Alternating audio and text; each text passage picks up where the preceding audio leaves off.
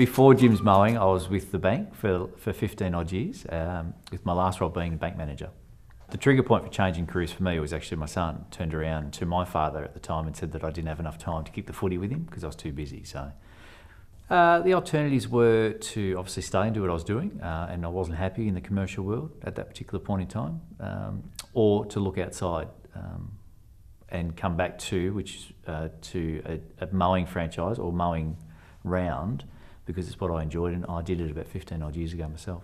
I looked at a number of businesses, 3 in total, 2 independent rounds and another franchise delivery model.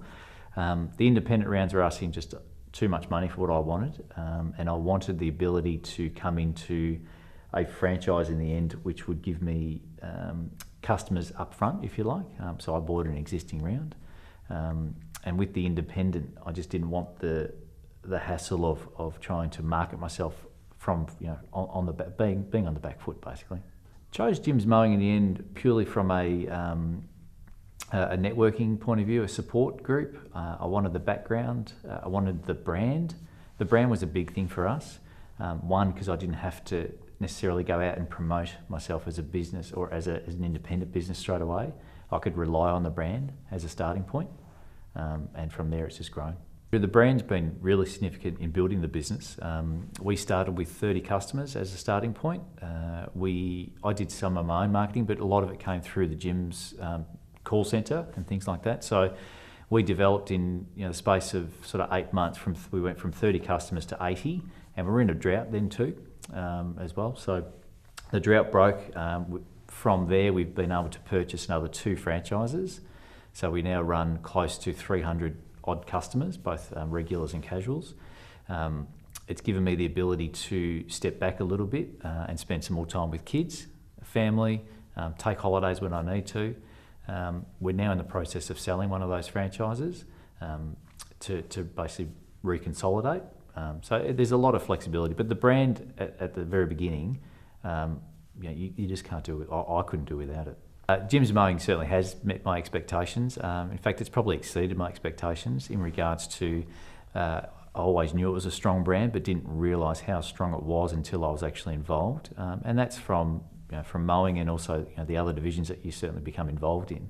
What I enjoy most about the business is the flexibility. If I want to go out and work 7 days, well then I can.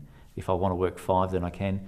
Also, it gives me the ability to actually, to spend time, which is the key here, to spend time with the family and the kids and things like that. So the long-term goals and plans for my business is to continue to grow. Like at the moment, we'd be close to saying that I could almost be the largest franchise in the eastern suburbs. And my plan is, and my goal is to be the largest in the eastern suburbs of Victoria. So we're getting close to being that.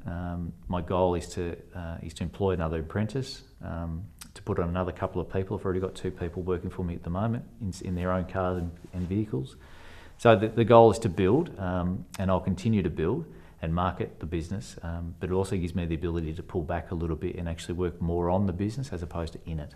The attributes of a Jims Mowing franchisee, I believe, are one, and it has to be that the key is communication. You have to be able to communicate with your customers. That's obviously by verbal.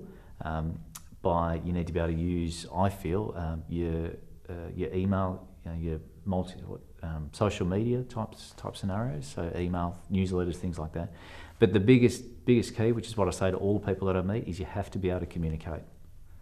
If you can't communicate, then you're not going to succeed.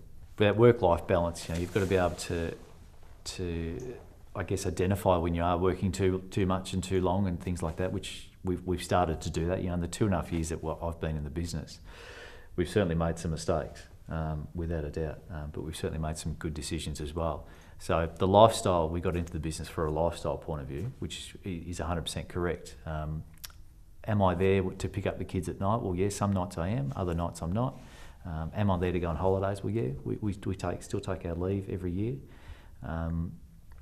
But there's times where when it hits spring, as an example, particularly in Victoria, it's just it's all gun, it's all hands on deck, and you need to be, and that's your money making period.